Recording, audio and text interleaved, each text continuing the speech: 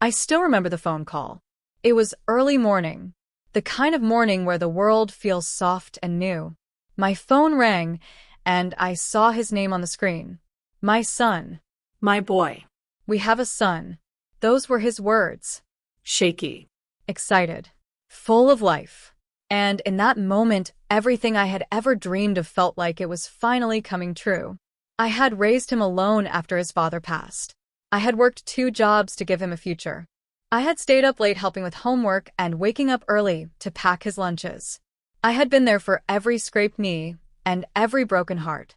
I had been his mother and his father and his biggest cheerleader. And now he was a father. I was going to be a grandmother. I cried that morning. Not sad tears. Happy ones. The kind that come from a place so deep you did not even know it existed. I imagined holding that baby. I imagined singing to him the way I used to sing to my son. I imagined rocking him to sleep and watching his tiny fingers wrap around mine. I imagined being the kind of grandmother I had always wanted to be. Warm. Present. Loving. I had no idea that those dreams would stay just that. Dreams. The first time I went to meet him, I brought flowers. I brought a blanket I had knitted myself. Soft blue yarn with little white stars. I had worked on it for weeks. Every stitch felt like a prayer. I walked into the hospital room with my heart pounding. I could hear the baby crying softly, and I smiled. That sound. That beautiful sound. But when I walked in, she looked up at me, and her face changed. My daughter-in-law. The woman my son had chosen. The woman I had tried so hard to welcome into our family. Her smile faded. Just a little. Just enough. She was holding the baby, and my son was sitting beside her looking tired but happy. I walked over slowly. I did not want to intrude. I did not want to overstep. Can I hold him? I asked it gently. Asked it with all the hope in my heart. She hesitated. Actually, I think he needs to rest right now. He just fell asleep. But his eyes were open. I could see them. Dark and curious. Looking around at this brand new world. I nodded. I smiled. I did not push. Of course. I understand. I sat down in the chair across from them, and I stayed for 20 minutes. I watched. I asked questions. I admired him from a distance. And then I left. I told myself it was just the first day. She was tired. She had just given birth. She needed space. But the space never closed. The next time I visited, she said, he was sleeping. The time after that, she said he was fussy, and only she could calm him. The time after that, she said the doctor recommended limiting visitors because of germs. There was always a reason. Always an excuse. And I watched as other people held him. Her mother. Her sister. Her friends. They came over and they laughed and they passed him around like he was the most precious thing in the world. And he was.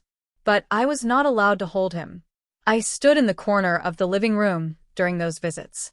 I smiled. I nodded. I brought gifts. I asked polite questions.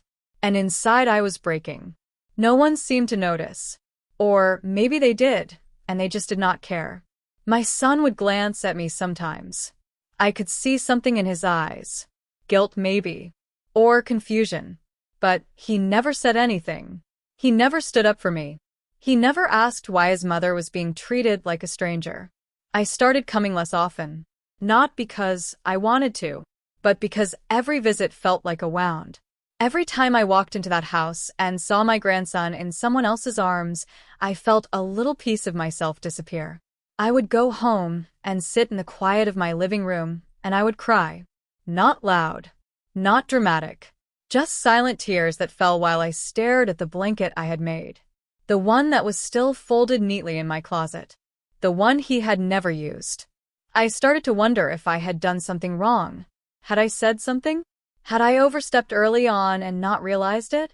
Had I been too involved or not involved enough? I replayed every conversation. Every text message, every moment, and I could not find the answer. So I tried harder. I sent gifts. I texted her to ask how she was doing. I offered to help with anything she needed. I told her I was there. I told her I understood how hard new motherhood was. I thought if I was kind enough, patient enough, quiet enough. She would let me in, but she did not. One afternoon, I showed up with groceries. I had texted ahead. I had asked if I could bring anything. She had said yes. So I brought fresh vegetables and some meals I had prepared. Easy things she could heat up. Things to make her life a little easier. When I arrived, she opened the door and thanked me. But she did not invite me in. I stood on the porch holding the bags, and I could hear the baby cooing inside. Can I just see him for a minute? I hated how small my voice sounded, how desperate. She looked uncomfortable. He is actually about to go down for a nap. Maybe next time? Next time. There was always a next time. And next time never came. I handed her the bags. I smiled. I told her to call if she needed anything. And then I walked back to my car, and I sat there for a long time before I could drive. I felt invisible. Like I did not matter. Like my love did not matter. I had spent my whole life being a mother. It was the thing I was most proud of. The thing that defined me. And now I was being shut out of the most important role I had ever wanted. Being a grandmother. I started to avoid family gatherings. Not completely. But I would make excuses. I would say I was tired or busy or not feeling well. Because I could not stand it anymore. I could not stand watching everyone else live the life I had dreamed of while I sat on the outside looking in. My sister called me one night. She had noticed I was pulling away. What is going on? She asked it gently. But I could hear the concern. I tried to explain. I tried to put into words what it felt like to be kept at a distance from your own grandchild. To be treated like you were dangerous or unwanted or too much. But it sounded ridiculous when I said it out loud. Maybe I was overreacting. Maybe I was being too sensitive. Maybe this was just how things were now, and I needed to accept it. But my sister did not think so. That is not right. You deserve to be part of his life. Her words were kind, but they did not change anything, because it did not matter what I deserved. It mattered what she allowed, and she had made it very clear. I was not welcome. Months passed. My grandson grew. I saw pictures on social media. I saw him smiling, rolling over, sitting up. I watched him grow up through a screen. And it killed me. I tried talking to my son. I asked him gently if I had done something wrong, if there was something I could do differently. He looked uncomfortable. He said everything was fine. He said she was just protective. He said it was not personal. But it felt personal. It felt like rejection. And the worst part was I could not even be angry. Because I loved them. I loved my son. And I wanted to love her. But how do you love someone who keeps you at arm's length? How do you build a relationship with someone who does not want you close? I did not have the answers. So I did what I had always done. I stayed quiet. I stayed patient. I stayed kind. And I hoped that one day things would change. That one day she would see me not as a threat, but as someone who just wanted to love her child. That one day I would finally get to hold my grandson. But hope is a fragile thing. And mine was starting to break. There were moments that still haunt me. Like the time I showed up for his first birthday party. I had been invited. Barely. A text message 2 days before. We are having a little party for him, if you want to come. If I wanted to come. As if it was optional. As if I might not care. But I went. Of course I went. I brought a gift. A wooden toy I had found at a small shop. Something thoughtful. Something I hoped he would love. When I arrived, the house was full of people. Her family. Her friends. People I did not know. And me. I stood near the edge of the room holding my gift and watching as everyone gathered around him. He was sitting in a high chair wearing a little party hat. His face was covered in frosting and he was laughing. It was the most beautiful sound I had ever heard. I wanted to go to him. I wanted to wipe his face and kiss his forehead and tell him how much I loved him. But I stayed where I was. Because I knew better. Her mother was standing right next to him, taking pictures, making him laugh, playing with him. And I was across the room, watching. At one point my son came over. Thanks for coming, Mom. He said it like I was a guest, not family. I nodded. I smiled. I would not miss it. He looked like he wanted to say something else. But he did not. He just patted my shoulder and walked away. I stayed for an hour. I sang happy birthday with everyone else. I watched him smash his cake. I clapped when he opened presents. And then I left. I cried the whole drive home, because that was supposed to be one of the happiest days of my life. And instead it felt like I did not belong. I started to wonder if I ever would. If this was just how it was going to be. Forever. Me on the outside. Watching. Waiting. Hoping. While everyone else got to be close. I thought about all the things I had imagined. Reading him bedtime stories. Teaching him to bake cookies. Taking him to the park. Holding his hand while he learned to walk. None of it was happening. And I did not know how to fix it. I did not know how to make her see that I was not trying to take anything from her. I just wanted to love him. That was all. But love was not enough. Not when someone else held all the power. And so I stayed in the shadows. Quiet. Patient. Heartbroken. Wondering if my grandson would ever even know who I was. Wondering if he would grow up thinking I did not care. When the truth was I cared more than anything. I cared so much it hurt. And that hurt lived in me every single day. In every missed moment. Every canceled visit. Every excuse. It lived in the arms that stayed empty. And I did not know if they ever would be full. I did not always feel this invisible. There was a time when I was the center of someone's world. When my son was small, he used to follow me everywhere. If I went to the kitchen, he was right behind me. If I sat down, he climbed into my lap. If I left the room even for a moment, he would call out for me. Mama. That word used to fill every corner of our home. He was my shadow.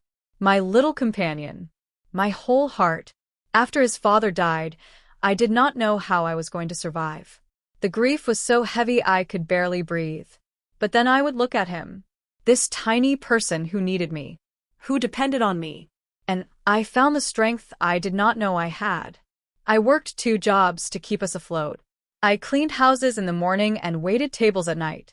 I came home exhausted, but I still read him bedtime stories. I still helped with homework. I still tucked him in and kissed his forehead and told him everything was going to be okay. Even when I was not sure it would be. But I wanted him to feel safe. I wanted him to know that no matter what happened, I would always be there. And I was. I was there for every school play and every soccer game. I was there when he got his first bike and when he learned to ride it. I was there when he scraped his knee and when he cried because a friend hurt his feelings. I was there. Always. I raised him to be kind, to be thoughtful, to treat people with respect. I taught him to say please and thank you, to hold the door for others, to stand up for what was right even when it was hard. I taught him that family was everything, that the people you love are the people you protect. And he listened. He grew up to be exactly the kind of man I had hoped he would be. Gentle, hardworking, loyal. When he brought her home for the first time, I was so happy. He was in love. I could see it in his eyes. The way he looked at her. The way he smiled when she talked. I welcomed her with open arms. I invited her to family dinners. I asked her about her life. I tried to get to know her. I wanted her to feel like she belonged. Because she was going to be part of our family. And family mattered. I thought we were building something. I thought we were becoming close. But looking back, I wonder if I missed the signs. There were small moments. Little things that did not seem important at the time. Like the way she would tense up when I hugged my son. Or the way she would change the subject when I talked about memories from his childhood. Or the way she looked at me sometimes. Not with warmth, but with something else. Something I could not quite name. I told myself I was imagining it, that I was being paranoid. But maybe I was not. Maybe she saw me as competition from the very beginning.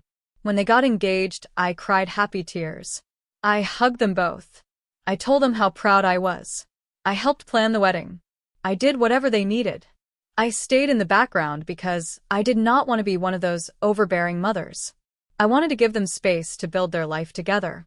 But I never imagined that space would turn into a wall. I used to dream about being a grandmother. I used to imagine what it would be like. Holding a baby again. Smelling that sweet baby smell. Feeling those tiny fingers wrap around mine. I imagine my son bringing his children to visit. I imagine Sunday dinners and holidays and lazy afternoons in the backyard. I imagine being needed again. Because when your child grows up, there is this shift. They do not need you the same way anymore. They build their own life. They make their own decisions. And that is how it should be. But I thought maybe when he had children I would have a place again. A role. A purpose. I thought I would get to be the grandmother I had always wanted to be. Warm. Present. Involved. I thought I would get to pass down the things my own mother passed down to me. Recipes. Stories. Traditions. I thought I would get to be part of something bigger than myself. But that is not what happened. Instead, I became a stranger. I think about my own mother sometimes. She passed away before my son was born. But I remember how she was with me. How patient. How loving. She used to say that being a mother was the hardest job in the world, but also the most important. She used to say that children do not remember the big things. They remember the small things. The everyday moments. The way you made them feel. And I try to do that with my son. I tried to make him feel loved every single day. Even when money was tight. Even when I was exhausted. Even when I did not know how I was going to make it through another day. I showed up. And I thought that mattered. I thought that when he became a parent he would understand. He would see everything I had done. Everything I had sacrificed. He would want me to be part of his child's life the way I had been part of his. But he did not fight for me. And that hurt more than anything. I do not blame him. Not really. He is caught in the middle. I understand that. But there is a part of me that wishes he would speak up. That wishes he would say something. That wishes he would tell her that I matter. That I deserve to be part of this. But he stays silent. And silence feels like agreement. I raised him to be kind. But maybe I also raised him to avoid conflict. Maybe I protected him too much. Maybe I should have taught him how to stand up for the people he loves even when it is uncomfortable. But I did the best I could. And I have to believe that counts for something. I have to believe that all those years of love and sacrifice were not for nothing. Even if right now it feels like they were. I remember the day he graduated from college. I sat in the audience and watched him walk across that stage, and I cried. Not because I was sad, but because I was so proud. We had made it. All those years of struggle. All those long nights. All those moments when I did not think we would survive. We had made it. And he was going to have a good life. A better life than I had. That was all I ever wanted. I did not need credit. I did not need recognition. I just needed to know that he was happy. And he is happy. I can see that. He loves his wife. He loves his son. He has a good job and a nice home. He has everything I ever wanted for him. So, why does it hurt so much? Why does it feel like I lost him? I know that is dramatic. I know he is still here. I can still call him. I can still see him. But it is not the same. There is a distance now that was not there before. And I do not know how to cross it. I do not know how to get back to the way things were. When he used to call me just to talk. When he used to ask for my advice. When he used to show up at my door with takeout and we would sit and eat and laugh. Those days feel like a lifetime ago. Now our conversations are surface level. Polite. Brief. How are you doing, Mom? Fine. How are you? Good. Busy. That is how it goes. And then we hang up, and I sit in the silence, and I wonder when we became strangers. I miss him. I miss the boy who used to tell me everything. Who used to come to me when he was scared or confused or hurt. I miss being the person he turned to. Now, he turns to her. And I understand that. I do. A man should prioritize his wife. That is what a good husband does. But does that mean his mother has to disappear? Does that mean I have to be pushed aside? I do not think it has to be one or the other. I think there is room for both. But she does not see it that way. And so here I am. On the outside. Looking in. Watching the life I dreamed of happen without me. I try not to be bitter. I try to be grateful for what I do have. I have my health. I have a roof over my head. I have friends who care about me. I have a son who is alive and well. That is more than some people have. But gratitude does not erase the pain. And the pain is there. Every single day. It is there when I wake up and realize I have not heard from him in a week. It is there when I see pictures of my grandson and realize how much he has grown since I last saw him. It is there when I pass by the baby section in a store and remember all the things I wanted to buy for him, but never got the chance to give. It is there in the quiet moments when I am alone and I let myself feel everything I have been holding in. And it is heavy. So heavy. But I carry it. Because what else can I do? I cannot force my way into their lives. I cannot make her let me in. All I can do is wait. And hope. And love from a distance. I think about the kind of grandmother I wanted to be. I wanted to be the one he ran to when he was scared. The one who made him cookies and let him stay up past his bedtime. The one who told him stories and taught him how to ride a bike and took him on adventures. I wanted to be his safe place. The way my mother was mine. But I am not getting that chance. And it breaks my heart because I have so much love to give. So much. And no one to give it to. I see other grandmothers at the park with their grandchildren. I see them laughing and playing and holding little hands. And I feel this ache in my chest that I cannot describe. That should be me. I should be the one pushing a swing. I should be the one wiping tears and tying shoes and giving hugs. But I am not. I am home. Alone. Wondering if I will ever get the chance. Wondering if he will even remember me when he is older. Or if I will just be the grandmother he barely knew. The one who sent gifts but was never really there. Not because I did not want to be, but because I was not allowed. And that is the part that hurts the most. Knowing that I tried. Knowing that I showed up.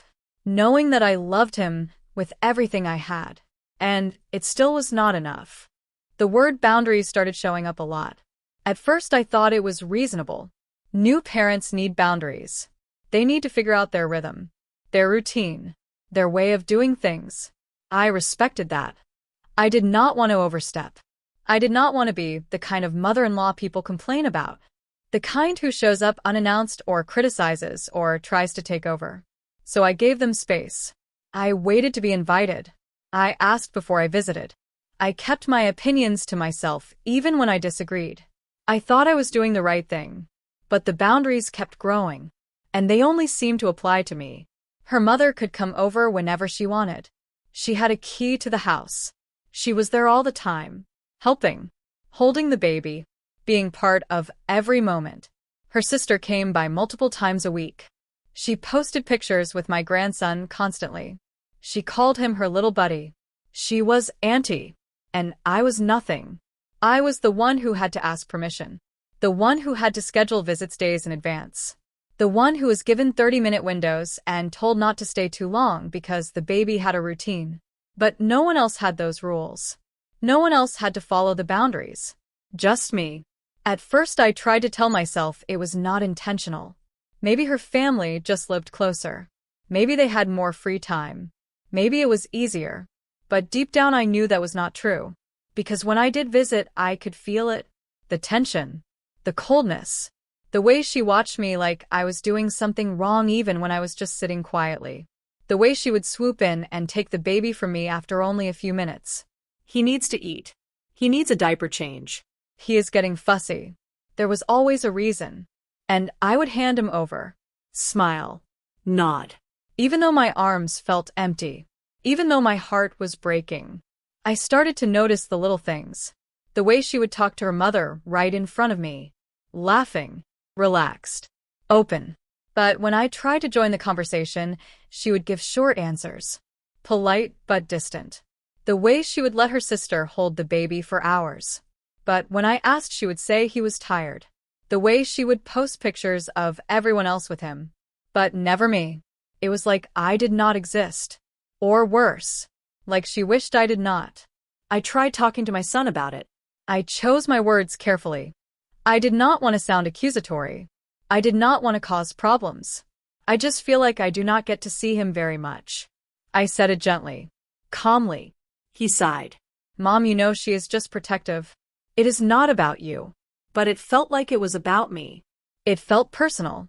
Why does her family get to be there all the time, and I do not? I asked it as softly as I could. But I needed to understand. He looked uncomfortable. They just help out more. They are around more. I could help. I have offered to help. I know. And we appreciate it. But right now we have it under control. Under control. As if I was a problem to be managed. As if my presence was something they had to limit. I stopped pushing after that. Because I could see it was not going to change. And I did not want to make things worse. But the hurt stayed with me. It sat heavy in my chest. It kept me up at night. It made me cry when I was alone. I felt rejected. Not just by her, but by him. Because he was letting it happen. He was choosing her comfort over my pain. And I understood why. I did. She was his wife. She was the mother of his child. He had to support her. But did that mean he had to abandon me? I started to dread family gatherings. Because they were a reminder of everything I did not have. I would show up and watch her mother hold my grandson for hours. I would watch her laugh with him, sing to him, feed him. I would watch her sister play with him, make him giggle, take a million pictures. And I would sit on the couch, quiet, Smiling. pretending I was fine. But I was not fine. I was dying inside. One day her mother made a comment. She said it casually, like it was nothing. He is such a mama's boy already. He only wants me and his mommy. She said it while holding him, while he reached for her and smiled. And everyone laughed. But I did not. Because that comment was not innocent. It was a message. You do not matter. You are not needed. This is our family, and you are not part of it. I felt my throat tighten. I excused myself and went to the bathroom. I stood there looking at myself in the mirror. I looked tired, Sad. older than I felt. I did not recognize myself anymore. I used to be strong, confident, sure of my place in the world. But now I felt small, like I was shrinking, disappearing, and no one even noticed. When I came back out, I stayed for another hour. I played my part. I smiled and nodded and acted like everything was okay. And then I left.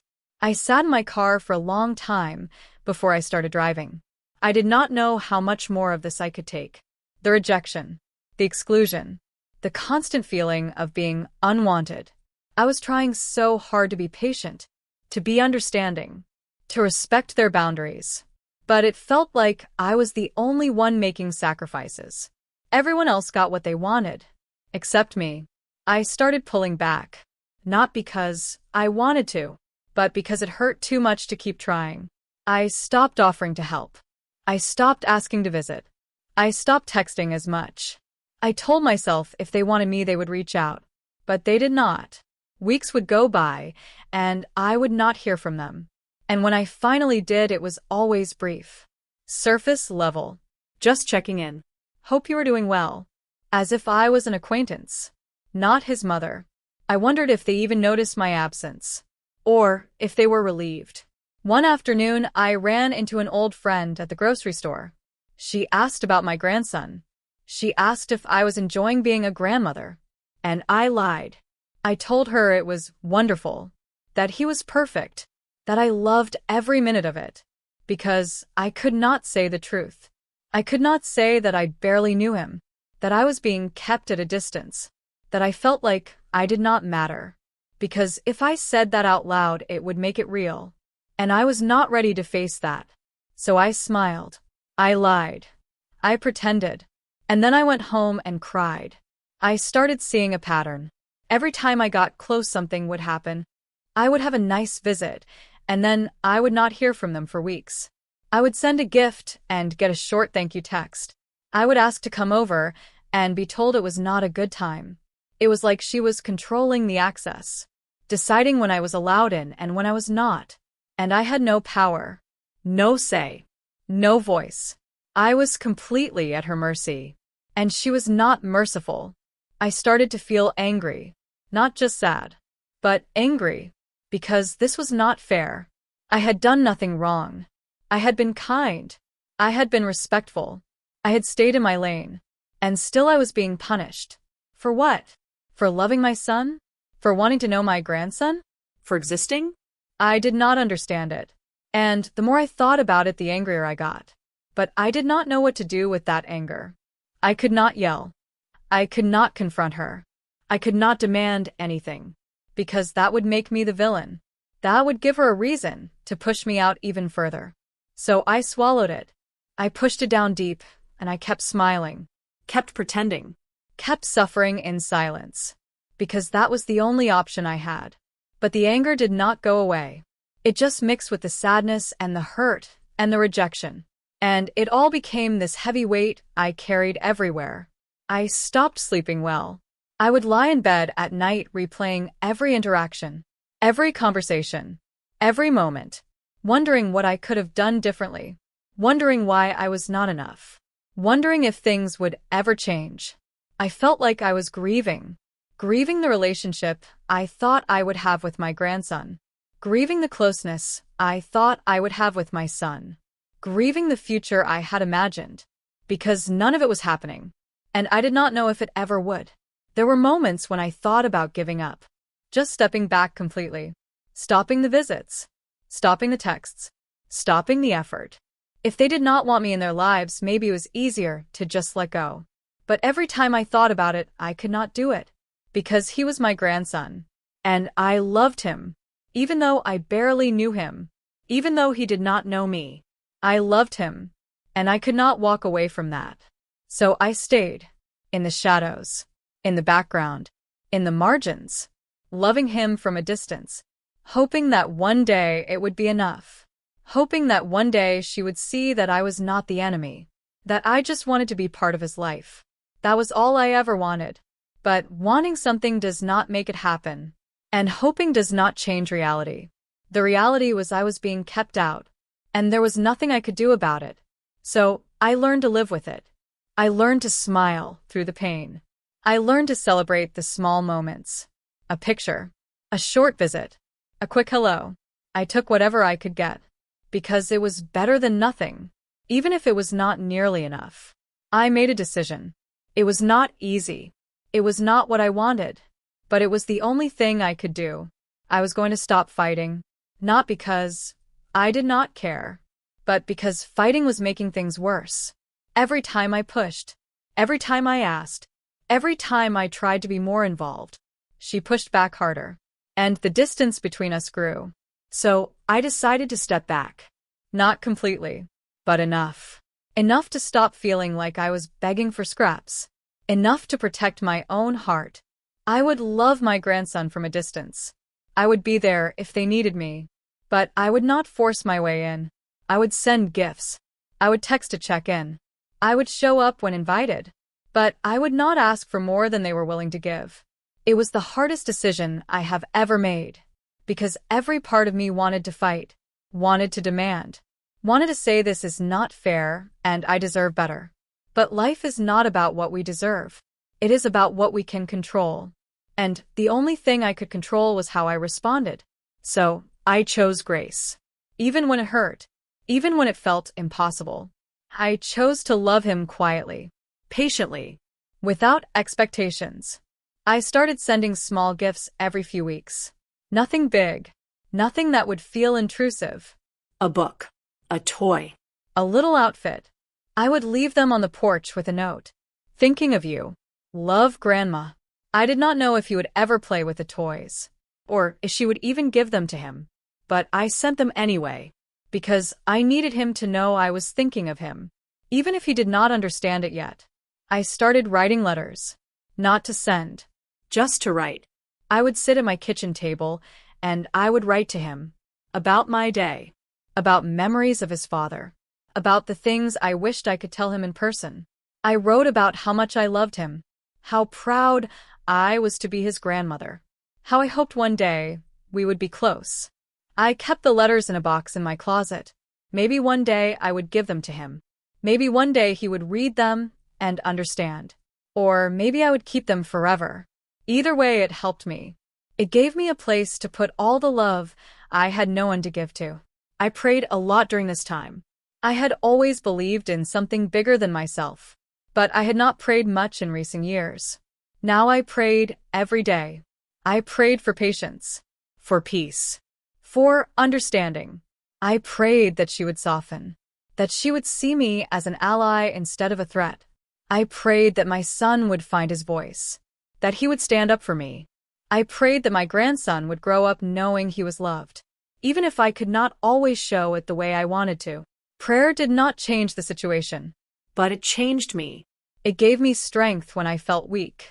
It gave me hope when I felt hopeless. It reminded me that I was not alone, even when it felt like I was. I stopped going to every family gathering, not because I was being petty, but because I needed to protect myself. Some days I just could not do it. I could not sit there and watch everyone else live the life I wanted. I could not pretend to be okay when I was breaking inside. So I started saying no. I am not feeling well. I have other plans. I need to rest. Small lies, but necessary ones. And surprisingly, no one pushed. No one asked if I was really okay. No one noticed that I was pulling away. Or maybe they did, and they just did not care. Either way, I gave myself permission to step back. To take care of myself. Because no one else was going to do it for me. I started filling my time with other things. I joined a book club. I started volunteering at a local community center. I reconnected with old friends. I tried to build a life that did not revolve around waiting. Waiting for a text. Waiting for an invitation. Waiting for a chance to see him. I needed more than that. I needed to remember who I was outside of being a mother. Outside of being a grandmother. I needed to find joy again. And slowly I did. Not the same joy. Not the kind I had imagined. But a quieter kind. A steadier kind. The kind that came from accepting what I could not change. And finding peace in it. I still thought about him. Every day. I still looked at pictures. I still wondered what he was doing. I still wished I could be there. But the longing was not as sharp. The pain was not as overwhelming. I was learning to live with it. There were still hard moments. Like when I saw a grandmother and grandson at the park.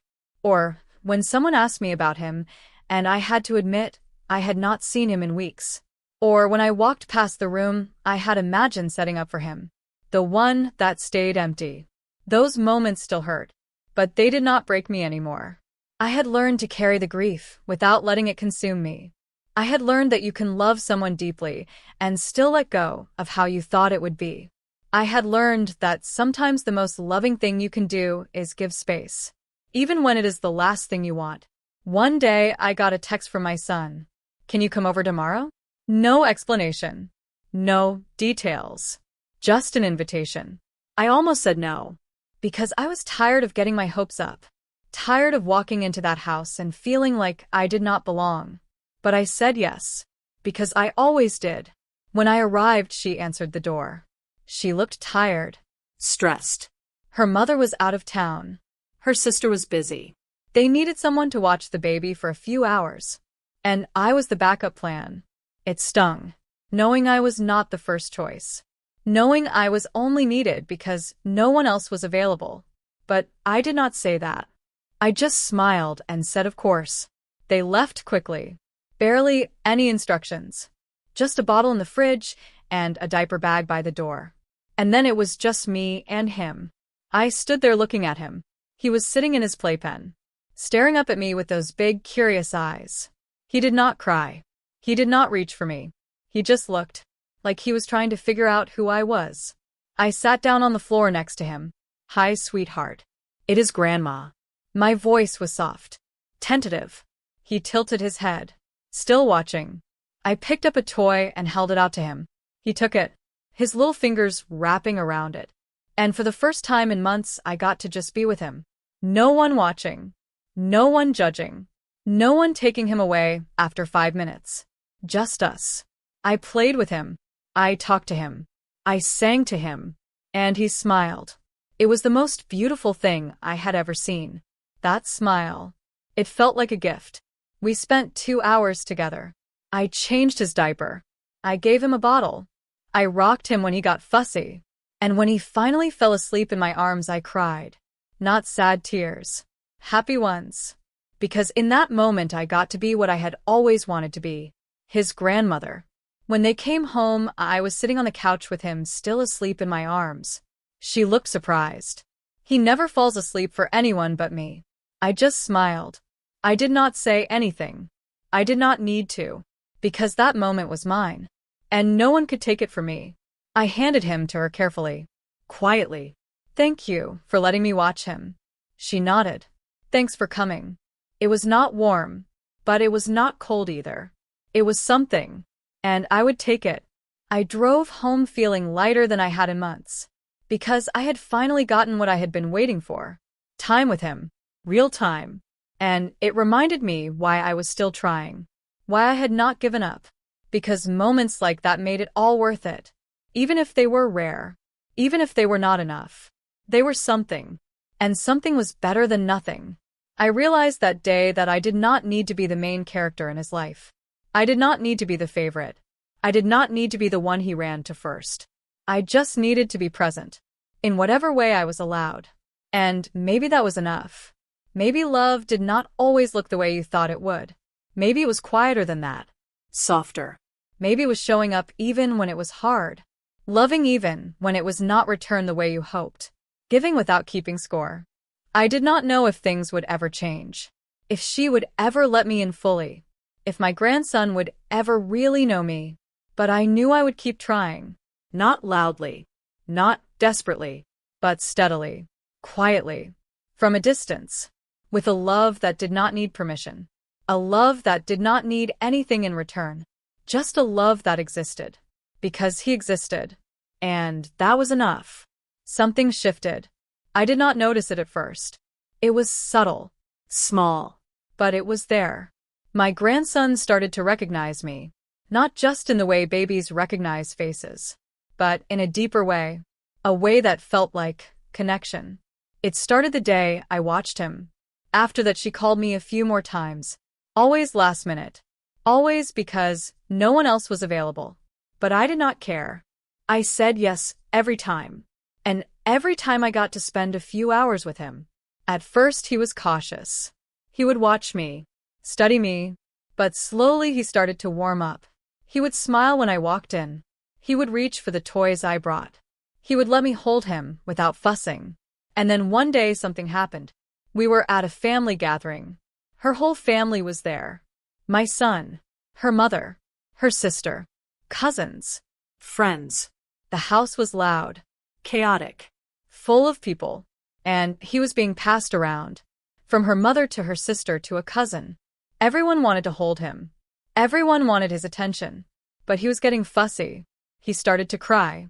That tired, overwhelmed cry that babies get when there is too much going on. Her mother tried to soothe him, bouncing him, shushing him, but he kept crying. Her sister tried. Same thing. My daughter-in-law took him. She rocked him, Sang to him. and he calmed down a little. But he was still whimpering, still uncomfortable. I was standing near the back of the room, watching, staying out of the way, and then he turned his head and looked right at me. His little arms reached out toward me. I froze. Everyone froze. Her mother looked confused. Her sister looked surprised. My daughter-in-law looked stunned. She glanced at me and then back at him. You want grandma? She said it like she could not believe it. He kept reaching. I walked over slowly, my heart pounding. Can I? She hesitated, but she could not say no. Not with everyone watching. She handed him to me. And the moment I took him, he stopped crying. He laid his head on my shoulder. His little body relaxed. He let out a deep breath. And he was calm. Completely calm. The room went quiet. I could feel everyone staring. But I did not care. Because in that moment, I was the one he wanted. Not her mother. Not her sister. Not even his own mother. Me. I held him close. I rubbed his back. I whispered softly. It is okay. You are okay. And he stayed there. Content. Peaceful. I looked up and saw my daughter-in-law watching. Her face was unreadable. But I could see something in her eyes. Surprise. Maybe confusion. And something else. Something I had not seen before. Respect. Or maybe just the realization that she could not control this. She could not control who he felt safe with. That was his choice. And he had chosen me. I did not stay long after that. I did not want to push it. I handed him back when he started to get sleepy. I said my goodbyes. I left. But something had changed. I could feel it. After that day, things were different. Not drastically, but noticeably. She started inviting me over more. Not all the time, but more than before. She started texting me pictures. Little updates. He took his first steps today. He said a new word. Look at this funny face he made. Small things. But they mattered. Because it meant she was including me. And I think part of it was because she realized something. He liked me. He responded to me. And she could not change that. No matter how many boundaries she put up. No matter how much she tried to control the access. He had his own feelings. His own preferences. And he was comfortable with me. I did not gloat. I did not rub it in. I just quietly appreciated it. Because it was not about winning. It was about connection. The next time I visited, he ran to me. Well, not ran. He was still toddling. But he came to me as fast as his little legs could carry him. He wrapped his arms around my legs and looked up at me with the biggest smile. Gamma. That was what he called me. Not grandma. Gamma. And it was the sweetest sound I had ever heard. I picked him up and he hugged me. A real hug. The kind that makes your heart feel full. I looked over at my daughter-in-law. She was watching. But she was not tense. She looked almost relieved. Like maybe she was starting to understand that letting me in did not mean losing him. It just meant he had more people to love. And that was a good thing. We spent the afternoon together. All of us. She made lunch. I helped. We talked. Not about anything deep. Just normal things. The weather. A show she was watching. A recipe she wanted to try. But it felt easy. It felt normal. And I realized this was what I had been hoping for all along. Not some big, dramatic moment. Just this. Being included. Being treated like family. Being allowed to love my grandson without feeling like I was intruding. He played with me the whole time. He brought me toys. He climbed into my lap. He babbled and pointed at things. And I soaked it all in. Every second. Because I did not know how long it would last. But I was not going to waste it worrying. I was just going to be present. There was one moment that stood out. He had been running around, playing, laughing, and then he tripped. He fell hard, hit his knee, and he started crying. His mother was in the kitchen. She started to come over, but he did not run to her. He ran to me. He climbed into my lap, buried his face in my chest, and I held him. I rocked him gently. I kissed his head. I told him he was okay, and he calmed down. When I looked up, she was standing in the doorway, watching. And for the first time, I did not see resentment in her eyes. I saw acceptance, maybe even gratitude. Because in that moment she realized something important. She could not be everything to him. No one could. He needed more than just her. He needed a village. And I was part of that village. I was not trying to replace her. I never was. I just wanted to be there. And now I finally could be. The weeks that followed were the best I had experienced since he was born. She called me more. Invited me over more. I got to babysit a few times. Not just as a last resort, but because she trusted me. I got to take him to the park. Just the two of us. I pushed him on the swings. I helped him down the slide. I wiped his tears when he got scared. And it felt like everything I had dreamed of. I got to read him bedtime stories when I stayed for dinner. I got to give him baths and sing silly songs. I got to be Gamma. Not just a name, but in presence. And he loved me. I could see it in his eyes. In the way he smiled when he saw me. In the way he reached for me. He loved me. And that was all I had ever wanted. I was careful not to overstep. I did not try to take over. I did not undermine her. I respected her rules. But I also did not disappear. I showed up. I stayed present. I loved him openly. And she let me. One evening she said something that surprised me. We were sitting on the couch. He had fallen asleep between us. She looked over at me. Thank you. I glanced at her. For what? For being patient. For not giving up. For loving him even when I made it hard. I did not know what to say. I could feel my throat tighten. He is my grandson. I will always love him. She nodded. I know. I see that now. We sat in silence for a moment. And I realized this was her apology. It was not perfect. It was not everything I might have wanted to hear. But it was real. And it was enough. I am sorry too. I said it softly. She looked at me. For what? For anything I did that made you feel uncomfortable. I never wanted to overstep. I just wanted to be part of his life. She nodded again. I know. I think I was just scared. Scared of what? Of not being enough. Of him loving you more than me. Of losing control. I reached over and squeezed her hand. You are his mother. No one will ever take that from you. I do not want to. I just want to be his grandmother. That is all. She smiled. A real smile.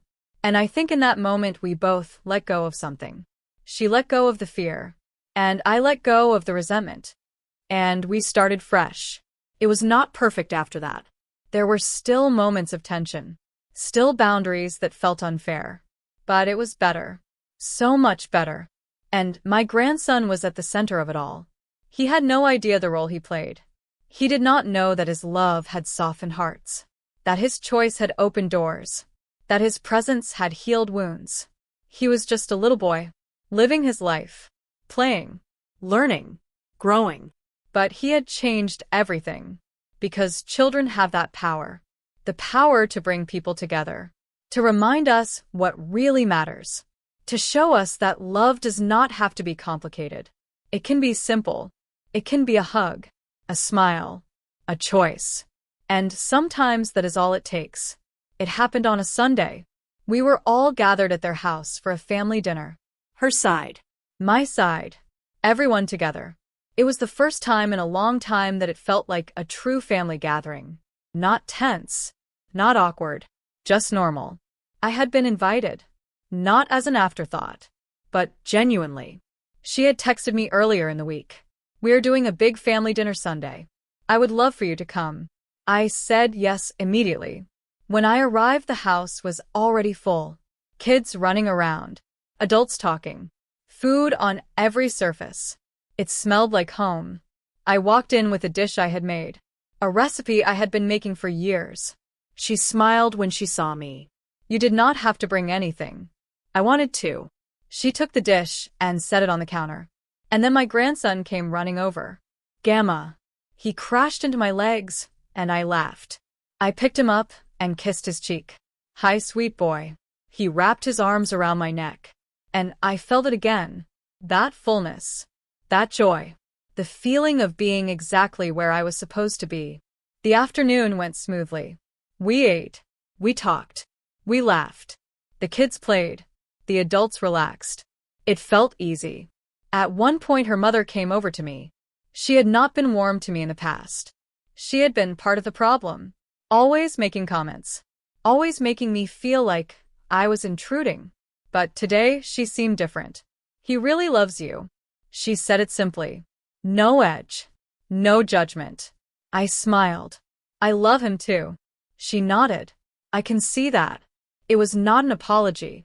But it was acknowledgement. And I would take it. Later in the evening the kids were getting tired. My grandson had been running around for hours. Playing. Laughing. Eating snacks. But now he was winding down. He started to get clingy.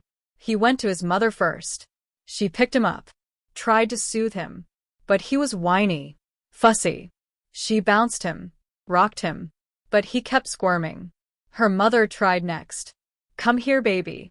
Come to Grandma. But he shook his head. No. Her sister tried. He turned away. No. My son tried. Buddy, do you want daddy? He just whimpered. And then he looked around the room. His eyes scanned the faces. And they landed on me. Gamma. He reached out his little arms. Toward me. Everyone stopped.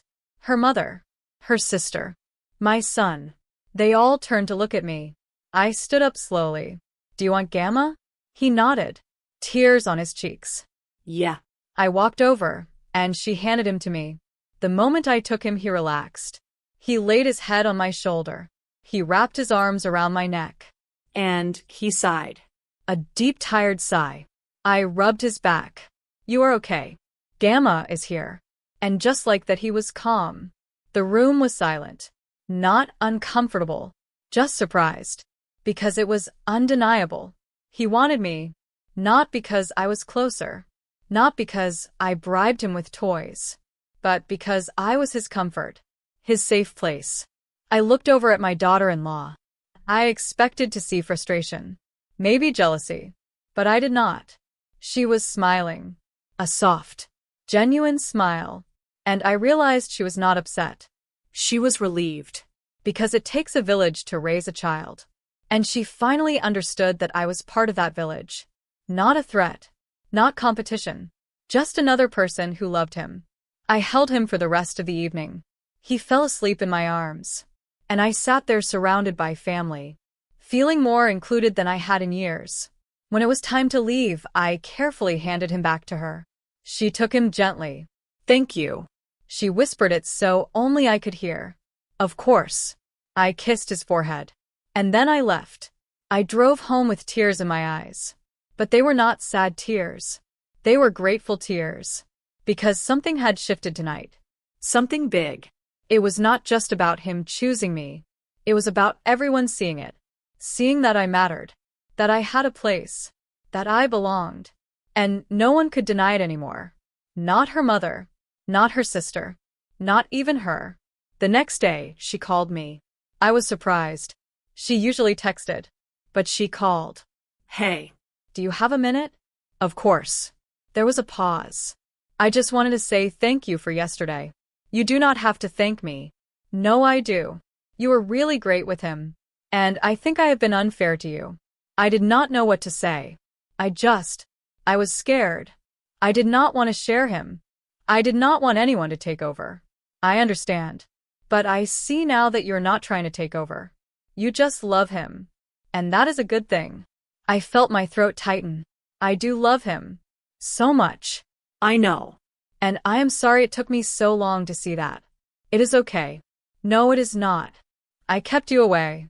I made excuses. I was selfish. I appreciated her honesty. But I did not want to dwell on it. What matters is now. And right now things feel good. She let out a breath. Yeah, they do. We talked for a few more minutes. About normal things. About plans. About him.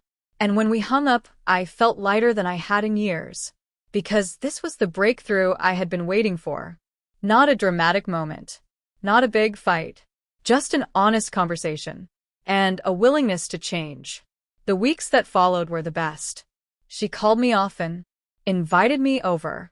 Sent pictures. I got to babysit. I got to take him places. I got to be part of his daily life. And it felt natural. It felt right. One day I was at their house, and she asked me something. Do you want to stay for dinner? I would love to. And then she said something that surprised me.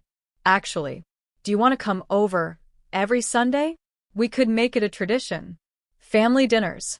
I felt my heart swell. I would really love that. She smiled. Good. Me too. And just like that, I had my place. Not on the outside.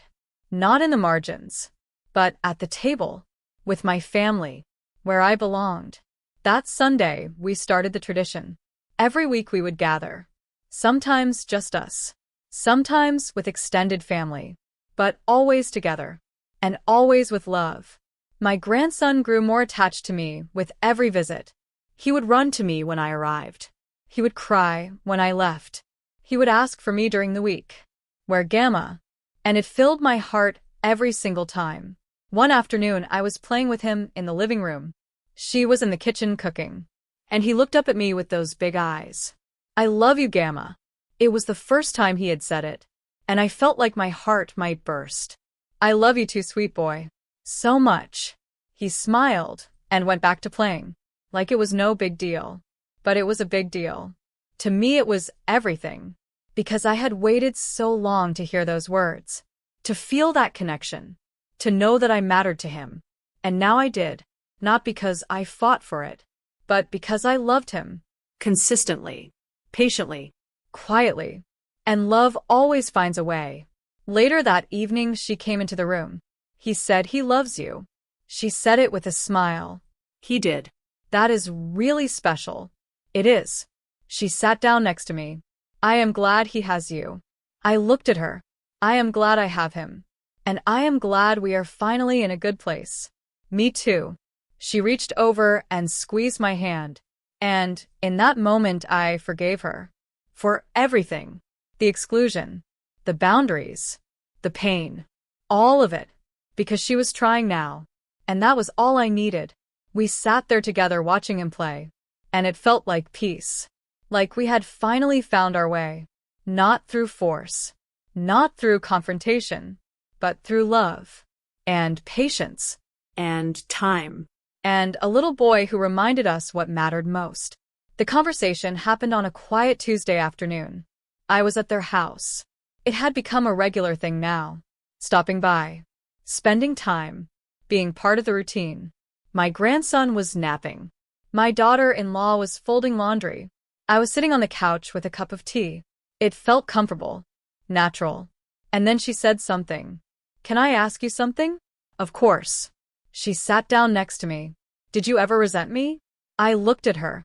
Really looked at her. She looked nervous. Vulnerable. I thought about lying. About saying no. About protecting her feelings. But I did not. Yes. She nodded slowly. I figured. But not anymore. She looked up at me. Why not? Because I understand now. I understand that you were scared. That you were protecting yourself. That you were trying to figure out how to be a mother. I was. But I also hurt you. You did. She looked down at her hands. I am really sorry. I reached over and took her hand. I forgive you. She looked at me with tears in her eyes. Why? Because holding on to it does not help anyone. And because I love my grandson.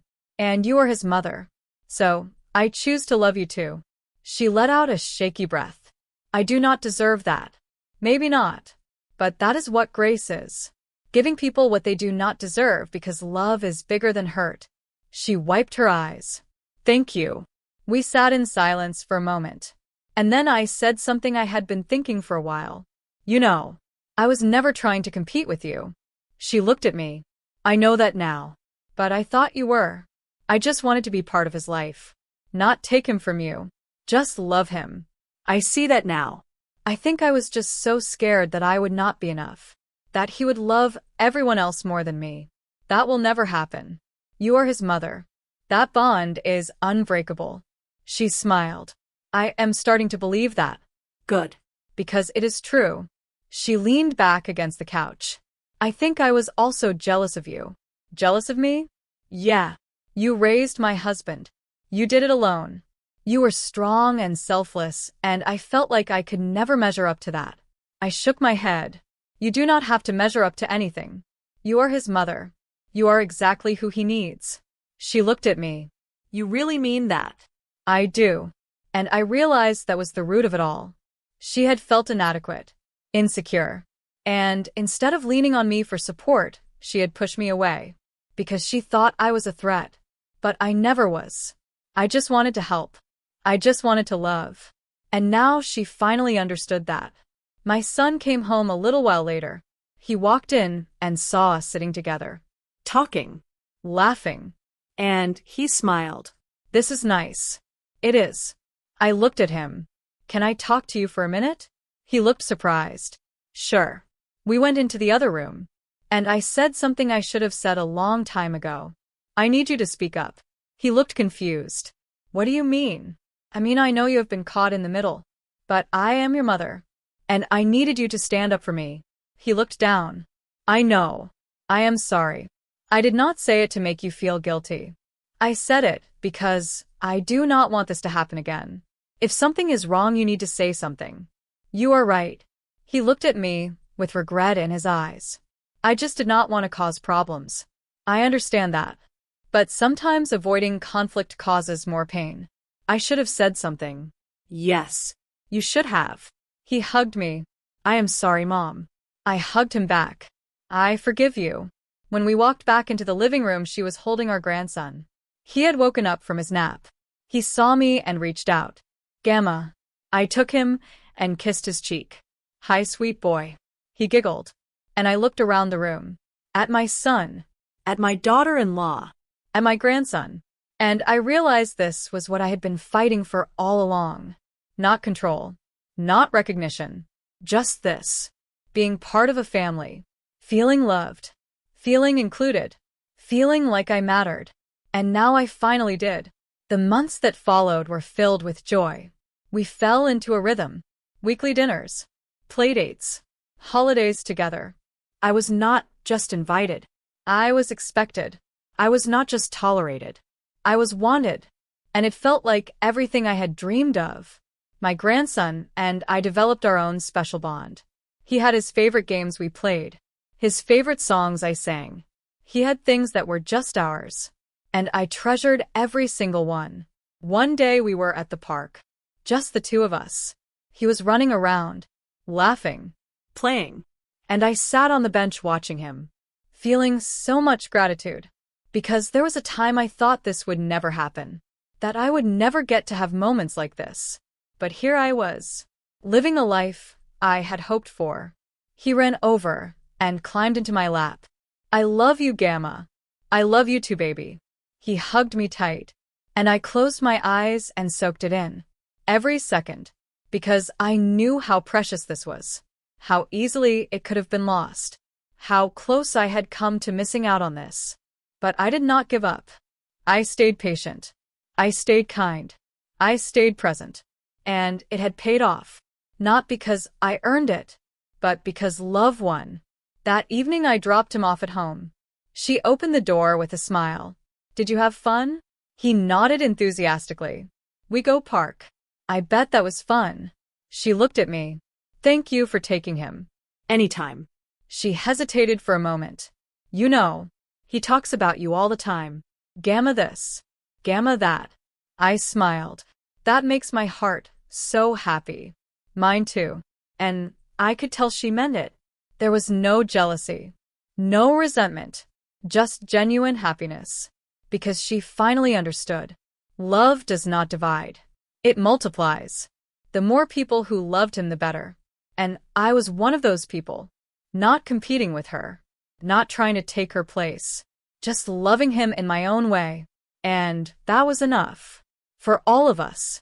One Sunday, we were all sitting around the dinner table. Her family. My family. All together. And my grandson was going around the table giving everyone hugs. He hugged his mom. His dad. His aunt. His grandpa. And then he came to me.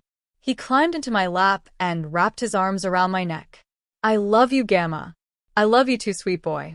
And when I looked up, everyone was smiling. Not with pity. Not with discomfort. But with joy. Because this was how it was supposed to be. This was family. Messy. Imperfect. But full of love. And I finally had my place in it. Not on the outside. But right in the middle. Where I belonged. Time has a way of healing things. Of softening edges. Of bringing clarity. It has been 2 years since that first Sunday dinner. 2 years since everything shifted. And life looks so different now. My grandson is older now. He talks in full sentences. He has opinions. He has a personality. And he is the light of my life. We have our routines now. Every Wednesday I pick him up from preschool. We go to the park. We get ice cream. We talk about his day. He tells me about his friends. About what he learned. About the games he played. And I listen to every word like it is the most important thing I have ever heard. Because to me it is. Every Friday night, I come over for dinner. I help cook. We eat together. We play games. And it feels like home. Not just their home. My home too. Because I am part of it now. Not as a guest. As family. My relationship with my daughter-in-law has grown too. We are not just polite anymore. We are friends. Real friends. She calls me when she needs advice. She trusts me with her son. She includes me in decisions. And I do the same. I ask her opinion. I respect her boundaries. I support her. Because that is what family does. We had coffee together last week. Just the two of us. And she said something that surprised me. I do not know what I would do without you. I smiled. You would be just fine. No, I mean it. You have been such a huge help. And I am so glad he has you in his life. I am glad too. I was really stupid in the beginning. You were scared. That is different. Maybe. But I wasted so much time. We both did. But we are here now. That is what matters. She reached across the table and squeezed my hand. Thank you for not giving up on us. I would never. And I meant it. Because family is worth fighting for. Even when it is hard. Even when it hurts. It is worth it. My son has changed too. He is more confident now. More willing to speak up. He checks in on me more. He makes sure I feel included. He has become the man I always knew he could be. Strong. Loving. Present. And I am so proud of him. One day, he came over to my house. Just him. No wife. No kid. Just my son. We sat on the porch with coffee. And he said something I will never forget. I am sorry for how things were. I know. No, I really am. I should have stood up for you sooner. I should have made her see how important you are. You were in a tough spot. That is no excuse. Maybe not. But you are here now. And that is what matters. He looked at me with tears in his eyes. You are the best mom. I do not say that enough. I felt my throat tighten. You turned out pretty great. So I must have done something right. He laughed.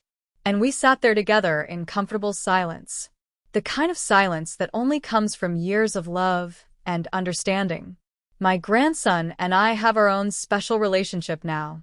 One that no one can touch. He tells me secrets. He asks me questions. He trusts me. Last week he asked me something. Gamma, why do you always smile when you see me? I knelt down to his level. Because you make me so happy. Seeing you is the best part of my day. He thought about that for a moment. You make me happy too. And then he hugged me. And I realized this was everything I had ever wanted. Not grand gestures. Not big moments. Just this. Simple. Pure. Love. The kind that does not need words. The kind that just exists. I think about where we were 2 years ago. When I felt invisible. When I felt unwanted. When I thought I would never have this. And I am so grateful I did not give up. Because look at what I would have missed. I would have missed watching him grow. Missed hearing his laugh. Missed being part of his life. I would have missed this bond. This beautiful, unbreakable bond. People ask me sometimes how I stayed patient. How I did not get angry. How I did not walk away. And the answer is simple. Love. I loved him before I even met him. And that love was stronger than my hurt. Stronger than my pride. Stronger than anything. And love always wins. Maybe not quickly. Maybe not easily. But eventually, love wins. I do not know what the future holds. I do not know what challenges we will face. But I know this. I am part of his life now. And nothing will take that away. Not distance. Not time. Not conflict. Because we have built something real. Something that does not need permission. Something that just is. Last night, he stayed over at my house. His first sleepover with just me. We made cookies. We watched movies. We stayed up too late. And when it was time for bed, he climbed into the guest bed and looked at me. Will you stay with me? Of course. I lay down next to him. And he snuggled close. I love you, Gamma. I love you too, sweet boy. More than you will ever know. He yawned. I know. And then he fell asleep. I laid there next to him listening to his soft breathing. And I cried. Not sad tears. Happy ones. Grateful ones. Because this was everything. This was the dream I had been waiting for. And it was more beautiful than I ever imagined. I used to think being a grandmother would be about big moments. Birthdays. Holidays. Milestones. But it is not. It is about the small moments. The quiet ones. The ones where he reaches for my hand. The ones where he asks me to read one more story. The ones where he says I love you without being prompted. Those are the moments that matter.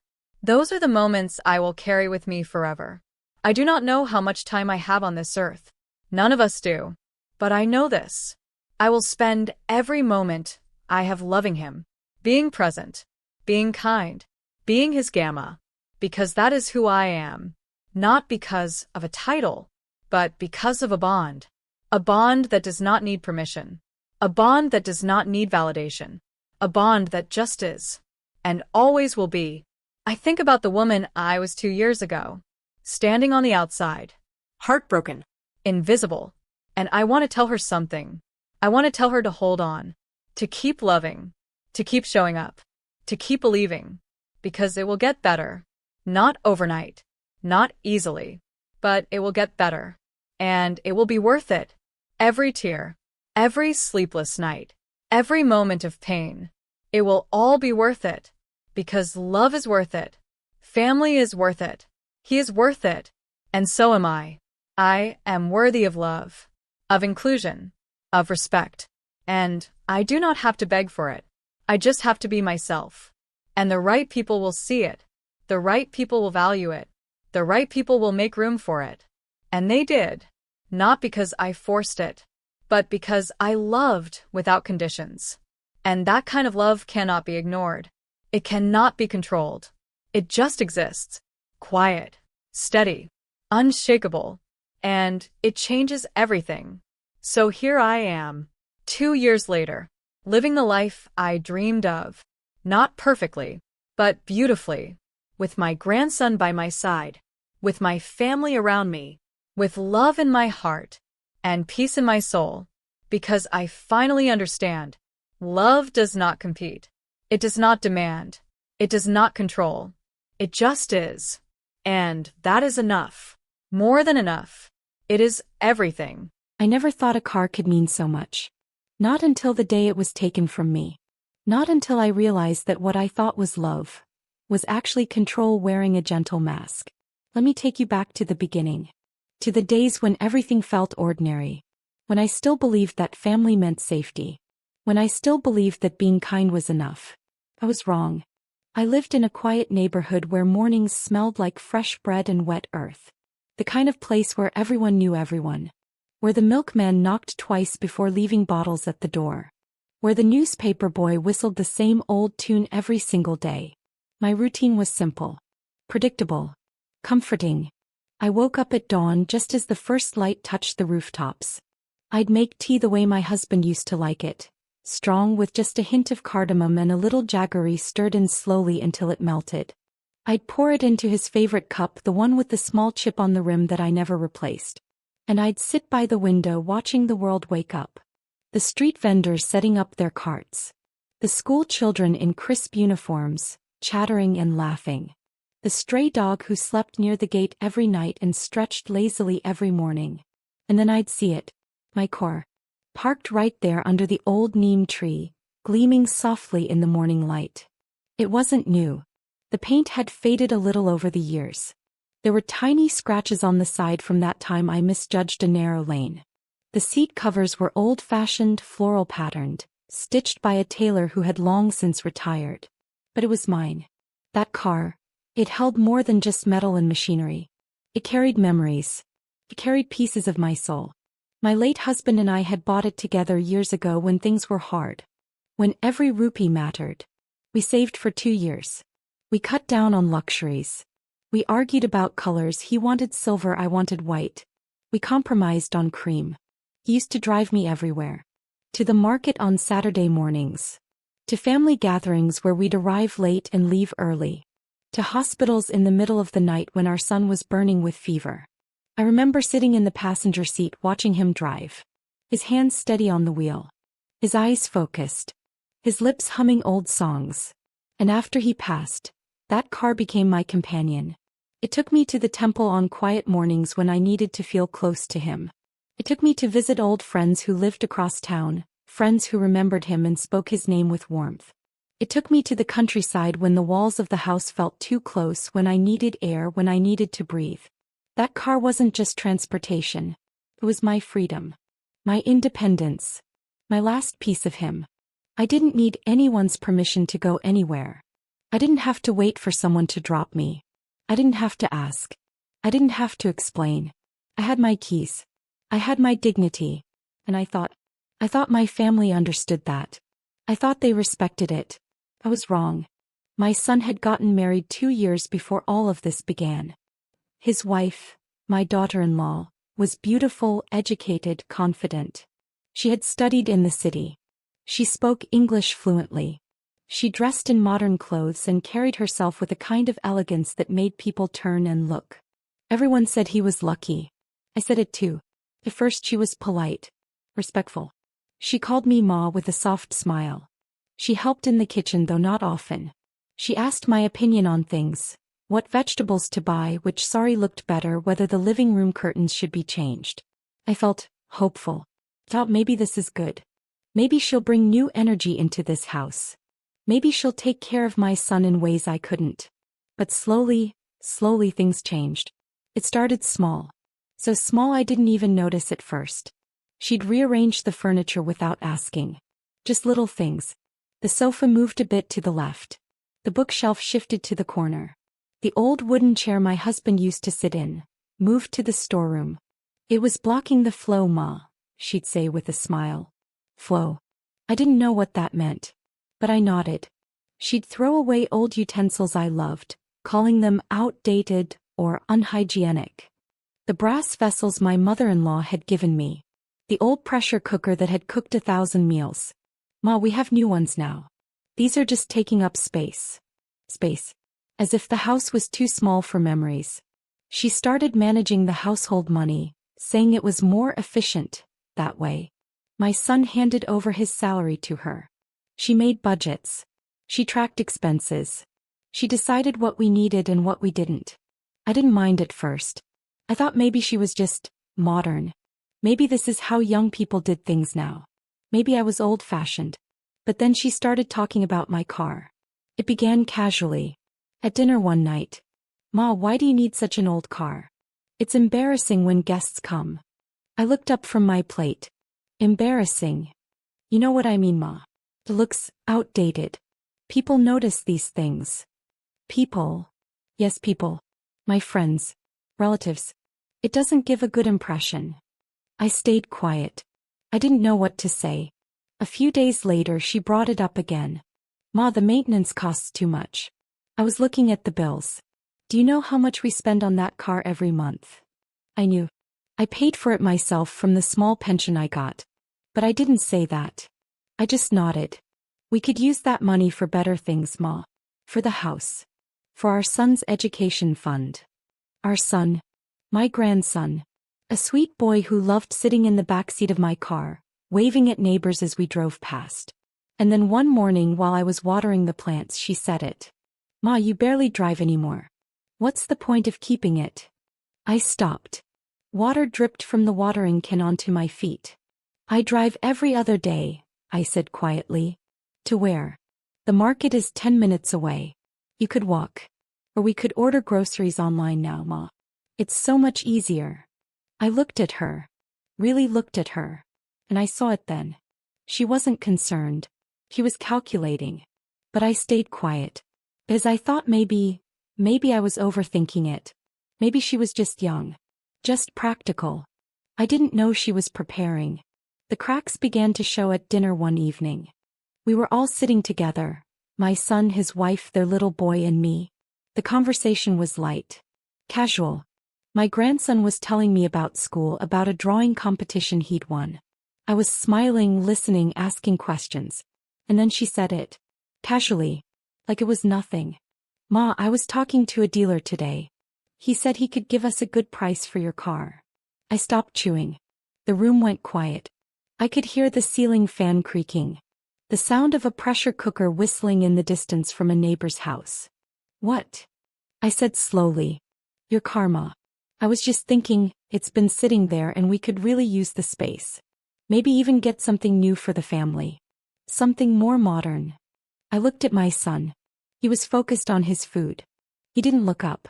Beta, I said slowly, carefully, I use that car. I need it. Ma, be practical, she said, her voice sweet but firm. Like she was explaining something to a child. You're getting older. Driving isn't safe for you anymore. What if something happens? What if you get into an accident? I'm 62. Not 90. She laughed lightly. A laugh that didn't reach her eyes. I'm just thinking of you, Ma. We all are. Right. She looked at my son. He finally looked up. But not at me. At her. Mom, maybe she's right. We can always call a cab if you need to go somewhere. As if I was a guest in my own life.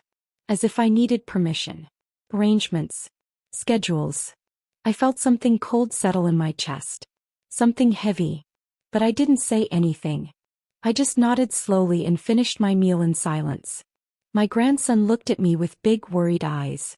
Dottie, are you okay? I smiled and ruffled his hair. I'm fine, beta. But I wasn't. That night I couldn't sleep.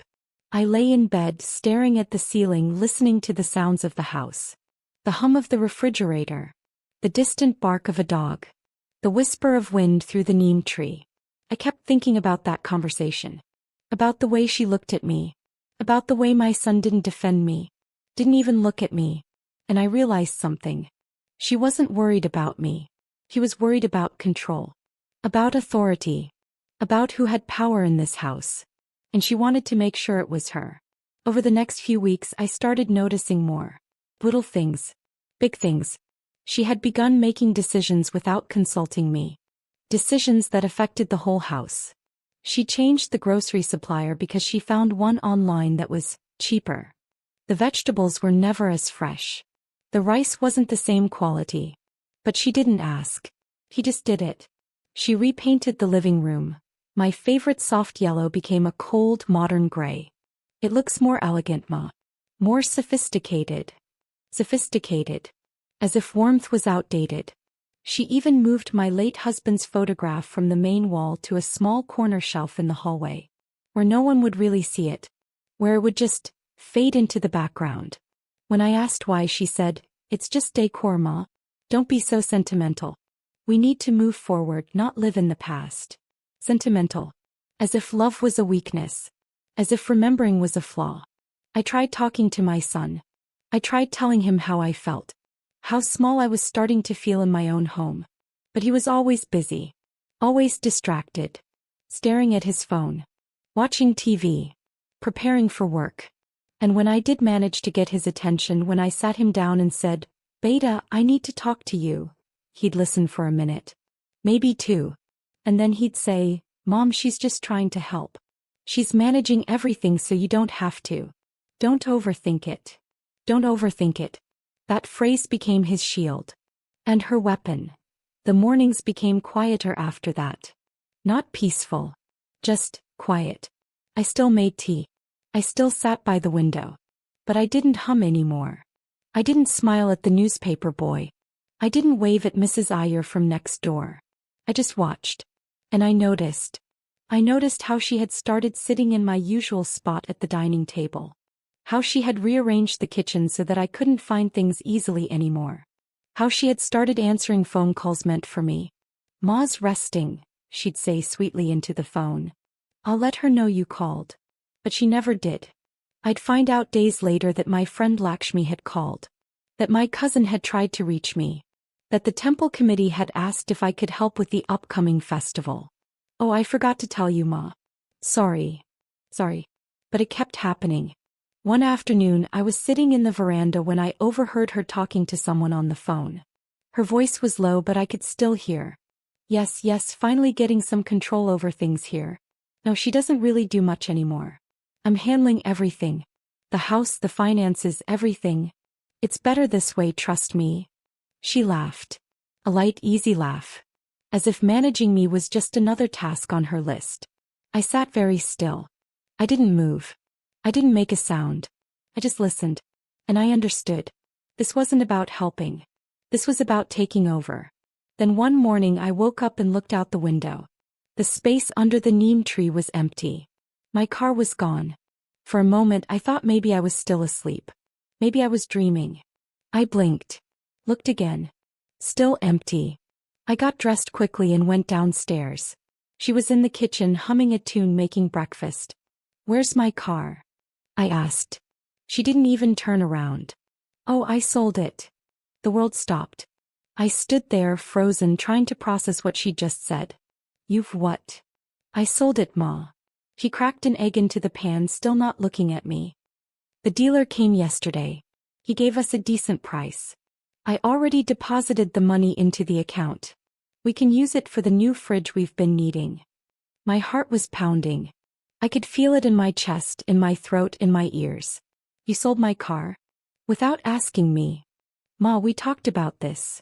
She finally turned around, wiping her hands on a towel. Her expression was calm.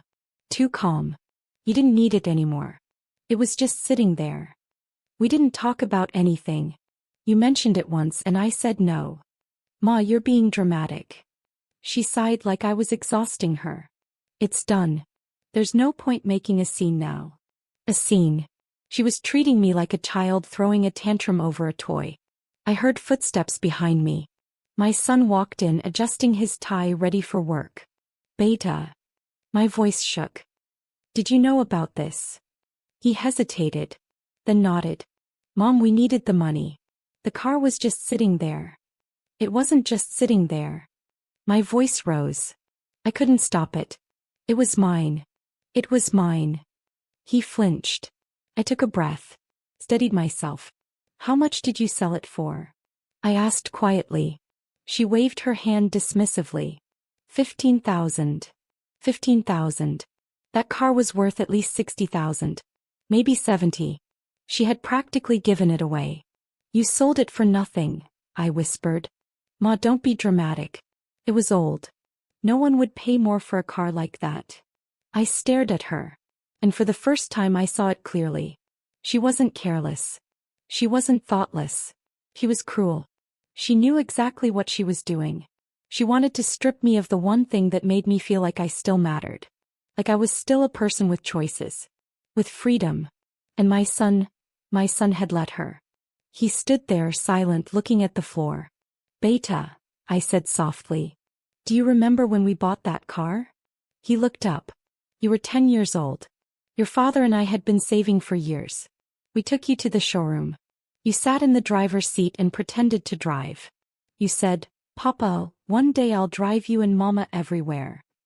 His eyes softened. Just a little. "That car." My voice broke. "That car has your father in it. It has our life in it. It has me in it." Silence. "And you let her sell it for 15,000 rupees. He opened his mouth. Closed it. "I'm sorry, Mom. I didn't think." "No," I said quietly. "You didn't." I turned and walked back to my room. I closed the door. And I sat on the edge of my bed. I didn't cry. I didn't scream. I just sat there, feeling hollow. Feeling erased. That I didn't leave my room for hours. I sat there staring at the wall, feeling the weight of what had happened settle over me like a thick, suffocating blanket. They had taken my car. Not borrowed it. Not asked to use it. Taken it. Sold it. Erased it from my life as if it meant nothing. As if I meant nothing. I heard footsteps outside my door. A soft knock. "Dottie." My grandson's voice. Small. Bird. I wiped my face quickly even though I hadn't been crying. "Come in, Beta." He pushed the door open slowly and peeked inside. His big eyes were full of concern. "Are you okay, Dottie?" I smiled. The kind of smile you give when you're trying to protect someone from your pain. "I'm fine, sweetheart." He came and sat beside me on the bed. His small hand found mine. "Mama said your car is gone. She said you don't need it anymore." I looked down at his innocent face. "What do you think, Beta? Do I need it?" He thought for a moment, his brow furrowed in concentration. I think you liked it. You always smiled when we went for drives." My heart squeezed. I did like it. Very much. Then why did Mama sell it? Out of the mouths of children. "I don't know, Beta," I said honestly. "Sometimes people don't understand why things matter to other people." He nodded slowly, processing this. "I'm sorry, Dottie." "Don't be sorry, my love. It's not your fault." He hugged me tightly. And in that moment I realized something. I wasn't just fighting for myself. I was fighting to show him that people, especially older people, especially women, deserved respect, deserved dignity. Because if I let this happen without a word, what would he learn? That it was okay to dismiss people when they got old? That it was okay to take away someone's freedom because you thought you knew better? No. I couldn't let that be the lesson. That evening I came down for dinner. She looked surprised to see me. Ma, you didn't have to come down. I could have sent food to your room. This is my house, I said calmly. I eat at my table. Something flickered in her eyes. Surprise maybe. Or irritation. We ate in silence. My son kept glancing at me, opening his mouth as if to say something, then closing it again. Finally he spoke. Mom, I really am sorry. I should have talked to you first. I looked at him. You should have. We really needed the money, and she said, I repeated. And you listened. Without thinking. Without asking me. I thought you'd understand. Understand. I put down my fork slowly. Beta, let me ask you something. If someone sold your car without asking you, would you understand? He shifted uncomfortably. That's different. How? I use my car. For work. And I used mine. For living. Silence. She jumped in, her voice tight. Ma, with all due respect, you're making this bigger than it is. It was just a car. We'll get you a new one someday if you really need it. It wasn't just a car, I said quietly. And you know that. I know it was old and expensive to maintain and taking up space. It was mine. My voice was steady, but there was steel in it now. It was in my name. It was bought with money your father-in-law and I saved. It was legally mine. And you sold it without my consent. Her face went pale. What are you saying? I'm saying that what you did was illegal. The room went completely silent. My son stared at me. Mom, you're not seriously. I'm not saying I'll do anything, I said calmly. I'm just stating a fact. You can't sell someone else's property without their permission. That's the law. She let out a shaky laugh. Ma, this is family. You're not going to take legal action against your own family. I looked at her for a long moment. I hope I don't have to. I stood up and left the table.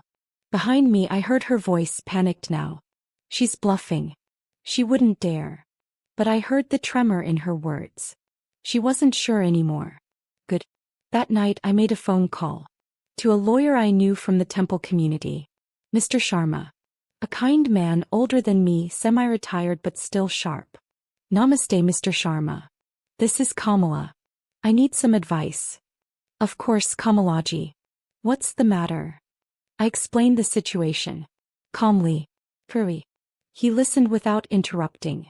When I finished, he was quiet for a moment. Kamalaji, what they did is indeed illegal. Selling property that's registered in your name without your written consent is a punishable offense. You could file a police complaint. You could take them to court. My chest tightened. I don't want to do that, Mr. Sharma. They're my family. I understand. But you need to know your rights. You need to know that you're not powerless here. What should I do? First, get documentation. The car's registration papers. Proof that it was sold. Find out who bought it and for how much. Then if you want, we can send a legal notice. Sometimes that's enough to make people realize the seriousness of what they've done. And if I want to get the car back? That depends on who bought it and whether they're willing to sell it back. But if it was sold fraudulently, there are legal ways to challenge the sale. I felt something shift inside me. Hope. Not revenge. Not anger. Just possibility. Thank you, Mr. Sharma. Anytime, Kamalaji. And remember, you have every right to stand up for yourself. After I hung up, I sat in the darkness of my room. I thought about my husband. About what he would say if he were here. He'd always been a man of principle. Of dignity. He never raised his voice, but he never let anyone disrespect him either. Kamala, he used to say, being kind doesn't mean being weak. Never forget that. I hadn't forgotten. I just needed to remember. The next morning, I began my quiet investigation. I went through my papers. Found the car's registration. The insurance documents. Everything that proved it was mine. Then I went to the bank and asked for statements showing the 15,000 rupee deposit. The manager, Mr. Patel, looked concerned. Is everything all right, Kamalaji? Just need some records, Mr. Patel. For personal reasons. He printed everything out for me. No questions asked. Next, I visited the local car dealership. The owner, Rajesh, knew me. I'd brought my car there for servicing many times over the years. Kamalaji. Long time. How's the car? That's what I wanted to ask you about, Rajesh. Did anyone approach you recently about buying an old cream-colored sedan? My model. His face changed. Actually, yes. A man came in about 2 weeks ago. Said he'd bought one and wanted to know its market value. I told him it could fetch at least 60,000, maybe more if well maintained. My heart started racing. Did he say who he bought it from? Some woman. He didn't mention names. Said he got it for cheap, wanted to resell it for profit. Do you know where I can find him? Rajesh hesitated. Kamalaji, is something wrong? That was my car, Rajesh. It was sold without my permission. His eyes widened. Oh no. Kamalaji, I'm so sorry. But I didn't know. It's not your fault. Do you have his contact information? He nodded and quickly wrote down a name and phone number. His name is Arun Mehta. He's a small-time dealer. Buys and resells cars. Thank you, Rajesh. You've helped me more than you know. That evening I called Arun Mehta. Hello. Mr. Mehta, my name is Kamala. I believe you recently purchased a cream-colored sedan. Silence. Who is this? I'm the original owner of that car. It was sold to you without my knowledge or consent. More silence. Look, lady, I bought that car fair and square. I paid for it. I have a receipt. I'm sure you do. But the person who sold it to you didn't have the legal right to do so.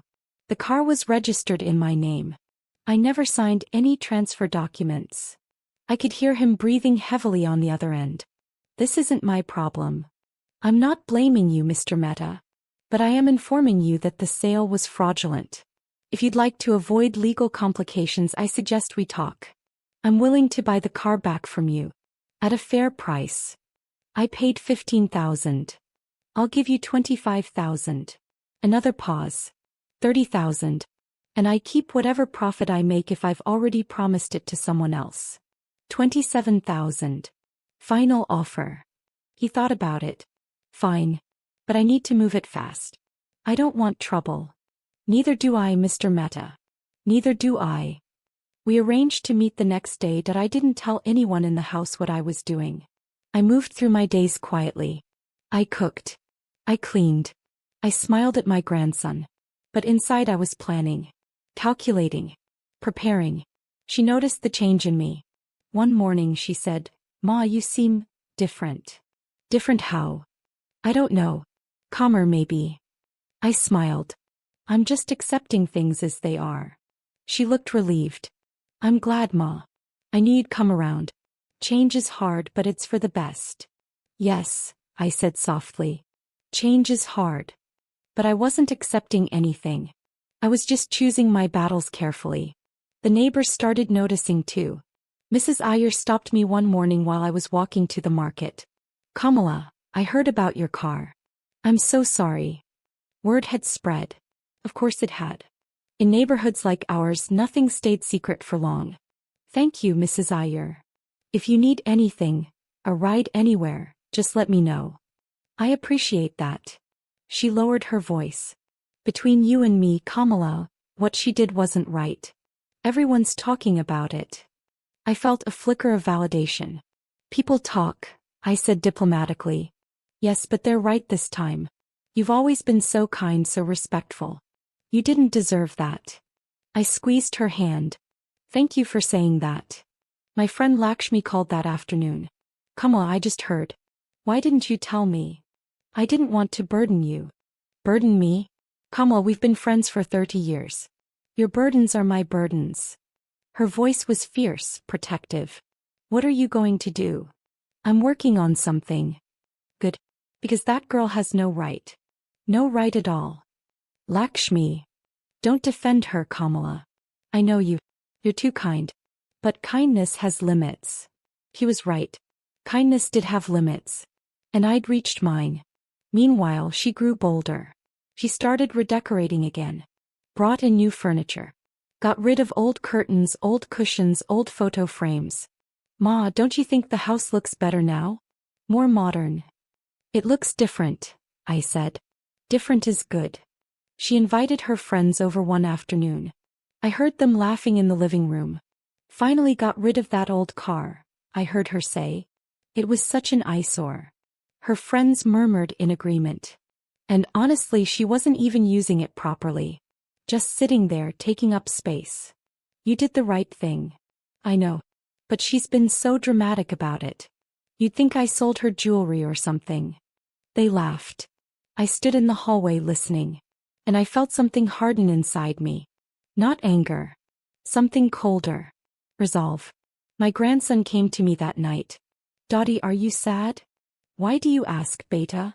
You don't smile as much anymore. I pulled him close. I'm not sad, sweetheart. I'm just thinking. About what? About what's right and what's wrong. He looked up at me with those big innocent eyes. Mama says you're upset about the car. But she says it's okay because you're old and old people don't need cars. My heart clenched. Beta, do you think old people don't need things? He shook his head. No. I think everyone needs things. Things that make them happy. You're a smart boy. Dottie, I miss our drives. Me too, Beta. Me too. He hugged me tightly. And in that moment I made a promise to myself. I would get that car back. Not for revenge. Not to prove a point. But because it was mine. Because I mattered. Because I refused to disappear. A few days later, strange rumors started circulating in the neighborhood. I was at the market when I heard it. Two women talking near the vegetable stall. Did you hear? Someone bought an old cream-colored car. Just like Kamala's. Really? Who? No one knows. But it was seen near that big farmhouse on the edge of town. You know, the one that businessman Varma owns. Varma? Why would he buy an old car? That's what everyone's wondering. I pretended not to listen, but my heart was racing. The car was at Varma's farmhouse. Perfect. I'd called in a favor. Varma was an old family friend. His wife and I had been in the same temple group for years. When I'd called him and explained my situation, he'd been more than willing to help. Kamalaji, of course. I'll buy the car from this meta fellow and keep it at my farmhouse until you're ready. Don't worry about the money. We'll settle it later.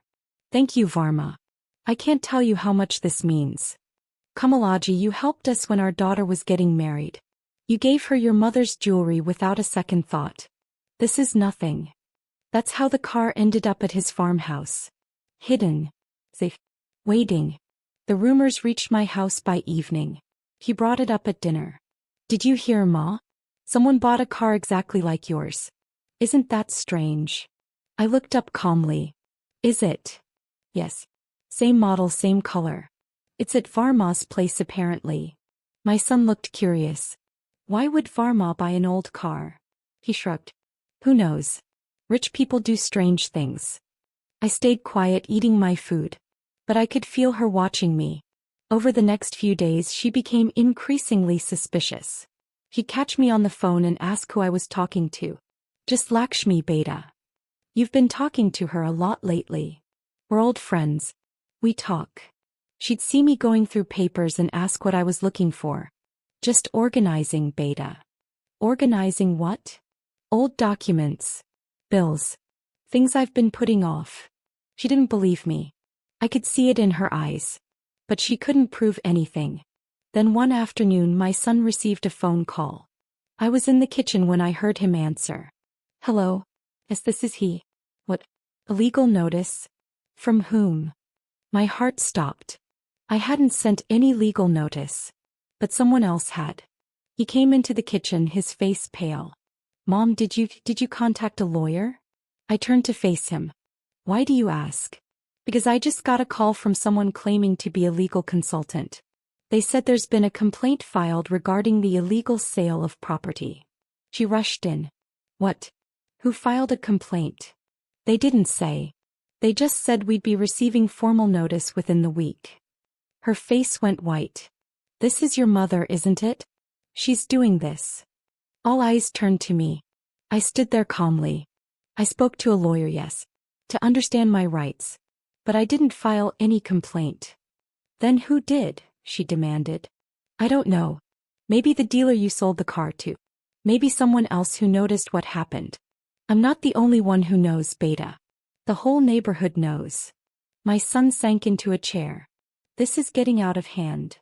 No, I said quietly.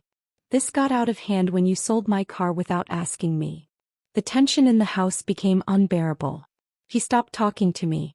Would leave rooms when I entered. Would communicate through my son. Tell your mother dinner is ready. Tell your mother we're going out. My son was caught in the middle, stressed, exhausted.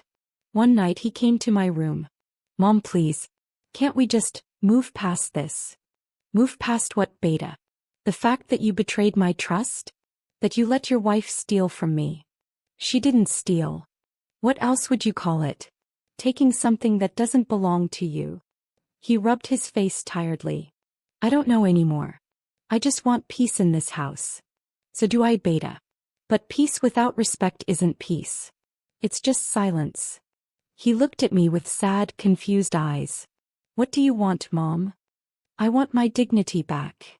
The legal notice arrived 3 days later. Not from me. From Mr. Sharma, the lawyer who had decided to send it as a courtesy warning on my behalf. It was formal, legal, intimidating. It outlined the illegal sale of property. It mentioned potential criminal charges. It requested immediate rectification or legal action would follow. She opened it with shaking hands. I watched from across the room as she read, her face going from pale to red to pale again. This is insane, she whispered. This is absolutely insane. My son read over her shoulder. Mom, is this really necessary? I didn't send it, I said truthfully. Mr. Sharma took it upon himself. He was concerned. Well, tell him to stop being concerned, she shouted. This is family business. Then maybe you should have treated me like family, I said quietly. Silence. She looked at me with something close to hatred. You're enjoying this, aren't you? No, I said honestly. I'm not enjoying any of this. But I won't be walked over either.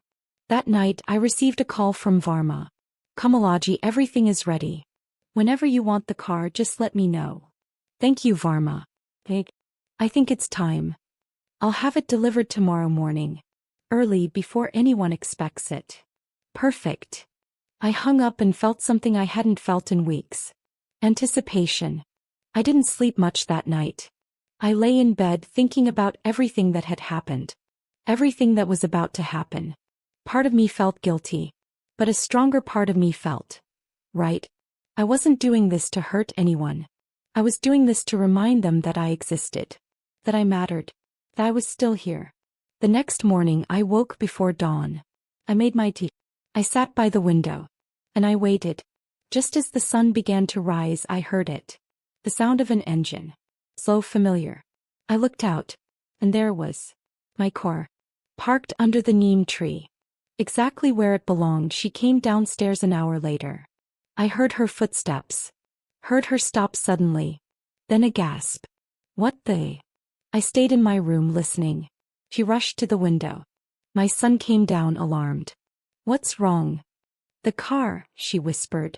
The car is back. What? Your mother's car. It's outside. It's back. I heard him move to the window. Long silence. How is this possible? He said finally. I stepped out of my room and walked calmly down the stairs. They both turned to stare at me. Good morning, I said pleasantly. Ma, how, when? My son couldn't form a complete sentence. I bought it back, I said simply. Her voice was shrill. That's impossible. We sold it. It's gone. You sold it illegally. I bought it back legally. From who? From the dealer you sold it to. Through a friend. She looked like she was about to explode. You've been planning this? This whole time. I've been protecting what's mine. Yes. My son sank onto the sofa.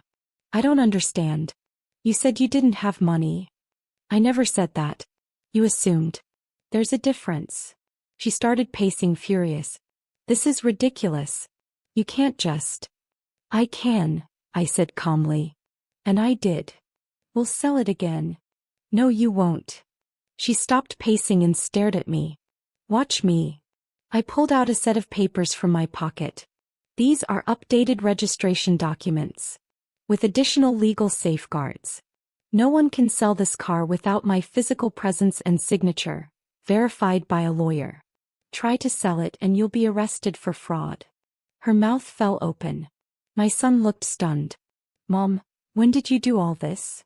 Over the past 2 weeks. While you both thought I was just sitting quietly accepting everything. I looked at my daughter-in-law. He thought I was weak. He thought I was too old, too tired, too soft to fight back. You were wrong. Tears filled her eyes. Angry tears. I was trying to help. I was trying to manage this household. By stealing from me? It wasn't stealing. Yes, I said firmly. It was. I turned to my son. Beta, I love you. I always will. But you stood by and let this happen. You chose her side without even listening to mine. You let her erase me piece by piece. And that hurt more than anything. His eyes filled with tears now too. Mom, I'm sorry. I really am. I just thought. You didn't think. That's the problem. I took a deep breath. That car represents my independence. My freedom. My memories of your father. It's not about the money. It's not about pride. It's about respect. And you both forgot that I deserve it. Silence filled the room. Heavy. Thick. Painful. Finally she spoke, her voice small. What do you want from us, Ma? I looked at her steadily. I want respect. I want to be consulted before decisions are made. I want to be treated like a person, not a burden. I want my home back. This is my home too, she said defensively. Yes, it is. And it can be a home for both of us. But not if you keep trying to push me out of it. She looked down. I wasn't trying to push you out. Yes, you were. Maybe you didn't see it that way. Maybe you thought you were helping. But you were erasing me. Tears fell down her cheeks now. I'm sorry, she whispered. I know you are. But sorry isn't enough. Change is. We spent the rest of the morning talking. Really talking. For the first time in months. She admitted she'd felt overwhelmed. That managing the household, the finances, raising a child was hard. That she'd wanted to feel in control of something. But I shouldn't have taken it out on you, she said. I shouldn't have made you feel small. No, I agreed. You shouldn't have. My son apologized too. I should have listened to you, Mom. I should have defended you. I was so focused on keeping peace that I forgot to stand up for what's right. I understand, I said. But now you need to do better. I will. I promise. That afternoon I went outside. I walked to the car. Ran my hand over the hood. It was dusty. It had been sitting idle for weeks. But it was mine. I got in. Sat in the driver's seat. Closed the door. And I breathed. Really breathed. For the first time in so long. The days that followed were different. Not perfect. But different. She started asking my opinion again. About groceries. About meals. About decisions. Ma, I was thinking of changing the curtains. What do you think? Let's look at options together. She started returning my phone calls when friends rang. Ma, Lakshmi called. She wants to know if you're free for lunch tomorrow. Tell her yes. Small changes. But meaningful. My son made efforts too. He started spending more time with me. Asking about my day. Actually listening when I talked. One evening he said, Mom, I want you to teach me how to make your dal. The way Dad used to love it. My heart swelled. I'd love that, Beta. We stood in the kitchen together, cooking, talking, laughing. It felt like healing. My grandson was the happiest of all. Dottie, can we go for a drive? Please. Of course, Beta. We drove through the neighborhood, windows down, music playing softly. He waved at everyone we passed. I missed this, Dottie. Me too, sweetheart. Me too. One afternoon she came to me while I was reading. Ma, can I ask you something? Of course. She sat down looking nervous. Why didn't you fight back sooner? I closed my book and looked at her. Because I wanted to see if love would be enough. If being kind, being patient would make you see what you were doing. And when it didn't, I chose dignity instead. She nodded slowly. I understand now. I understand why the car mattered so much. Do you? It wasn't about the car. It was about you. About your right to have something of your own. To be independent. Yes. I'm sorry I didn't see that before. I forgive you, I said gently. But forgiveness doesn't mean forgetting. It means moving forward with wisdom. She nodded, tears in her eyes. I'll do better, Ma. I promise. I believe you. He hugged me then. And I let her. Because healing takes time. But it starts with one step. Months passed. The house settled into a new rhythm. A better rhythm. We shared responsibilities. We made decisions together. We respected each other's space. The car sat under the neem tree, always ready when I needed it. Sometimes I'd just sit in it, even if I wasn't going anywhere. Just to feel that sense of freedom. That sense of self. One morning, Mrs. Iyer stopped me while I was getting into the car. Kamala, I just want to say, I'm proud of you. Proud. For standing up for yourself. A lot of women our age, we just accept things. We stay quiet. But you didn't. I couldn't, I said simply. Not this time. You've inspired a lot of us, you know. We're all talking about it. About how important it is to keep our independence, our dignity. I felt a warmth spread through my chest. Thank you, Mrs. Iyer. That means more than you know. I drive every other day now. Sometimes to the market. Sometimes to visit friends. Sometimes just to the countryside where I can breathe and think and remember. And every time I turn that key, every time I hear the engine come to life, I feel it. Freedom. Dignity. Strength. People ask me sometimes, wasn't it hard? Standing up to your own family? And I tell them the truth. Yes. It was the hardest thing I've ever done. But was it worth it? Absolutely.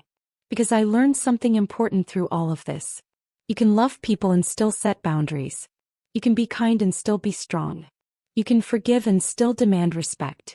And you should never, ever let anyone make you feel invisible. I still make tea every morning. I still sit by the window. But now when I look out and see my car, I smile. Not because of what it is, but because of what it represents. My refusal to disappear. My refusal to be erased. My refusal to let anyone tell me I don't matter. As I do matter. We all do. No matter how old we get. No matter how quiet we've been. We matter. And it's never too late to remind the world of that. I turn 63 next month. My grandson asked me what I want for my birthday. I smiled and said, just a long drive with you, Beta. That's all. Where will we go, Dottie? Anywhere we want, I said. Anywhere we want. Because now I can. Because now I'm free.